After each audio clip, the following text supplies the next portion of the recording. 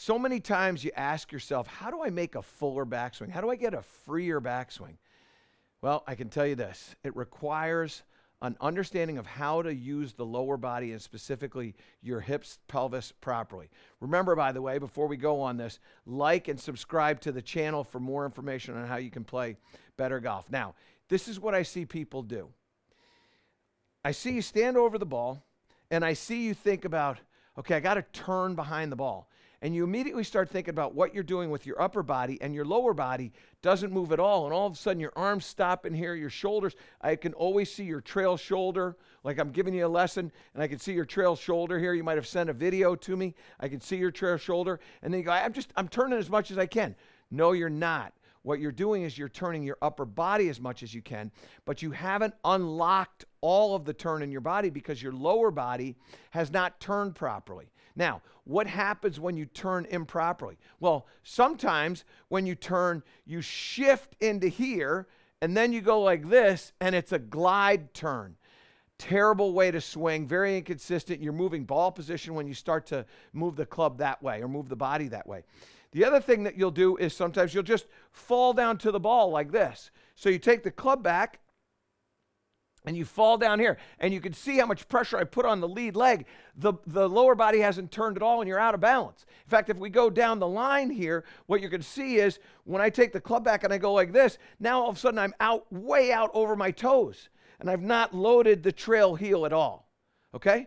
What I want you to do is I want you to understand how to turn properly. So here's the way you do this. You get yourself a little bungee. You're going to stand on that, right on your heel. Put it around your back. Then you're going to grab onto this with your lead hand. I'm trying to protect my microphone in the back here. And you're going to take your trail hand, go down the line for a second, Gibbsy, and you're going to just hold this up for a second, okay? But you're going to feel some real pressure out of this right here. Go ahead, face on for a second. You'll feel pressure out of this bungee cord right here, okay? Now, when you turn back, what I want you to do is I want you to ease the tension in this cord, okay? If you slide, you're going to create more tension. If you drop, you're going to create more tension. But when you turn properly, you're going to ease that tension in the cord. And it just goes like this. Now, what you'll notice is that my hip right here doesn't slide. It rotates away from that. Look at the proximity of that hip to the column in the background. When I turn properly, all of a sudden it opens up. That space in there opens up. I also want you to maintain some knee flex. So I don't want you to go like that. I want you to maintain some knee flex here. The knee is going to move, but you maintain some. It might not be all the knee flex you had at a dress, but you maintain some knee flex. So we go, boom, boom. And you get used to what this feels like. This is a true pivot. And when I do this with my hips, look at how my right shoulder, this shoulder face on, this shoulder will disappear. Boom. And all I'm doing is just letting my hips do that. Now, I put that down on the ground there. I've done this enough now to understand what it feels like. So now I go, all I'm thinking about is what I'm doing with my trail hip, my right hip. And it's just going to go boom, boom. You see that space right in here open up.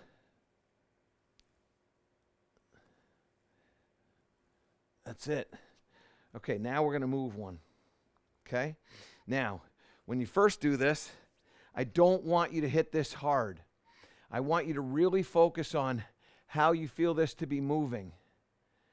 This pivoting action that's going on with the lower body. I don't want you to think about turning your chest.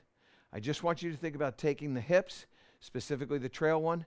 I don't want it to slide out like that. I want it to rotate back in that fashion there. Okay?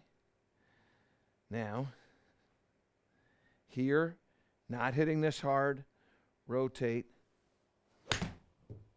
Now, the other thing that you're going to start to understand is that when your hips are working properly, the path of the golf club now is going to start to go out to the push side, and you're going to have a chance to hit a draw.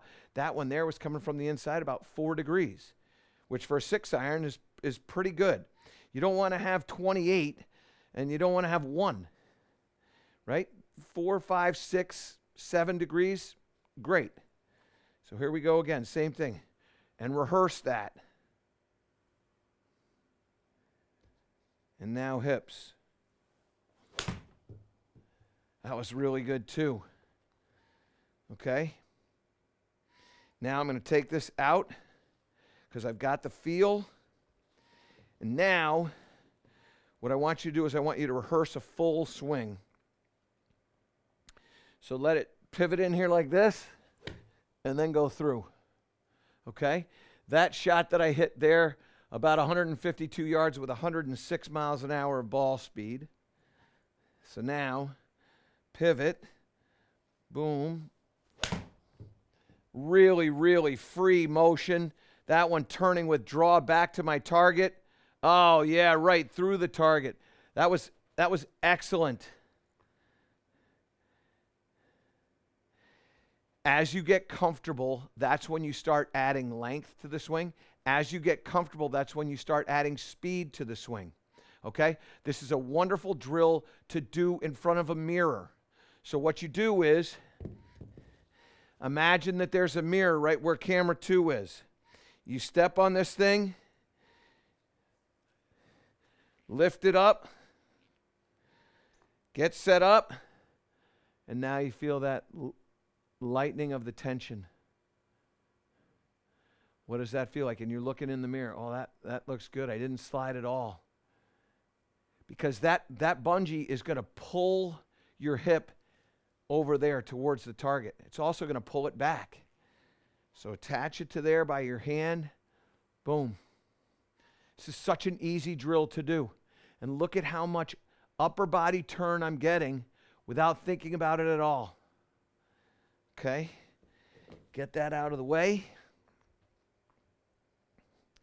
Now we let that go.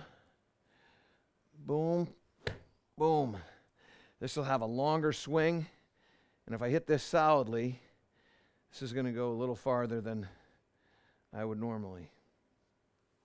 I didn't quite get it solidly. Started out to the right-hand side, swung the club at about 85 miles an hour, and that one flew about 172. Not bad, but I didn't make the solid contact, okay? I got a little bit of work to do, just like you. We got a little bit of work to do on this. Don't be discouraged because it doesn't work in the first, second, third, 20th swing. You keep working on it. What you have to do is you have to get comfortable with this motion. And when you do, your swing will start to feel freer. It will start to feel faster. You'll start to be able to generate greater distance. Also, higher shots you'll get out of that as well. Okay? Here we go again. Pivot. That one I crushed. That one there was destroyed. Come on up to the front here, Gibbsy, with me, because this one here was really, really solid. What you saw out of that, 86 miles an hour of club head speed, really good. 122 miles an hour ball speed, center of the club face there. And Greg, if you would, just put a trace on that because I want to show the shot that we just hit here in a second. But if you start to look at this, the launch was at 16, the apex was at 85. That ball carried 186, went out to 191. Now, Gibbsy, if you would, pull that full. And what you can see is that ball started out to the right side, started out about 2.5 degrees to the right, and then it spun over to the left-hand side with about 900 RPMs of left spin. That created the draw. That happens because I get a longer swing. I have more fluidity. I still have great balance. The lower body is steering the swing, creating and allowing for maximum rotation in the upper body.